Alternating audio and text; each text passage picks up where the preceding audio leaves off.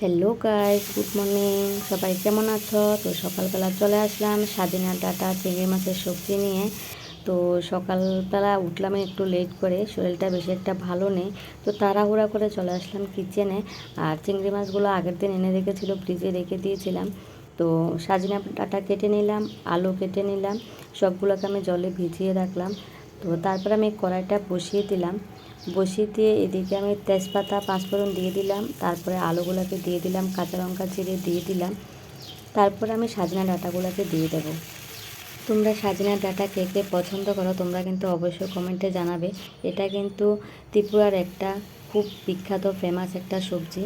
আর যারা ত্রিপুরী লোক তারা কিন্তু এগুলোকে শুটকি দিয়ে খায়। আমরা কিন্তু বাঙালিরা কিন্তু বেশিরভাগ সিমের বিচি মাছ দিয়ে খাই, শুটকিটা কমে ইউজ করি। আর যেহেতু চৈত্র সংক্রান্তি আসছে, চৈত্র সংক্রান্তি উপলক্ষে কিন্তু পাঁচন রান্নাতে কিন্তু ব্যবহার করা হয়। সজনে ডাঁটা কিন্তু খুব উপকারী। তো আদা থেতো করে দিয়ে দিলাম। তারপরে এদিকে সবজিটা কষাতে কষাতে আমি চিংড়ি মাছ যেগুলি সবজিতে দেবো এগুলিকে আমি কেটে নিয়েছি। তারপরে জল দিয়ে দিলাম। এদিকে আলাদা করে আমি একটা ফ্যানে চিংড়ি মাছগুলোকে ভেজে নেব।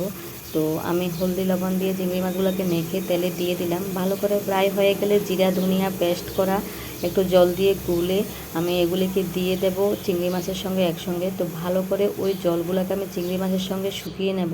তারপরে ওই মশলাগুলোকে ভালো করে শুকিয়ে নেওয়ার পরে আমি চিংড়ি মাছগুলোকে দেখো এইভাবে ফ্রাই করে নিলাম। তারপরে আমি এগুলিকে সবজিতে দিয়ে দেব। সবজিতে দিয়ে ভালো করে 10 থেকে 15 মিনিট ভালো করে এগুলিকে ঢেকে আমি সিদ্ধ করে নেব। তো রেডি হয়ে যাবে সকালবেলা খুব সুন্দর একটা টেস্টি টেস্টি সবজি। তো এগুলি দিয়ে আমাদের খাওয়া হয়ে গেছে সকালবেলা। তোমরা কে কে সজনে ডাঁটা পছন্দ করো অবশ্যই কমেন্টে জানাবে। ভালো লাগলে একটা লাইক করে দেবে। Bye bye.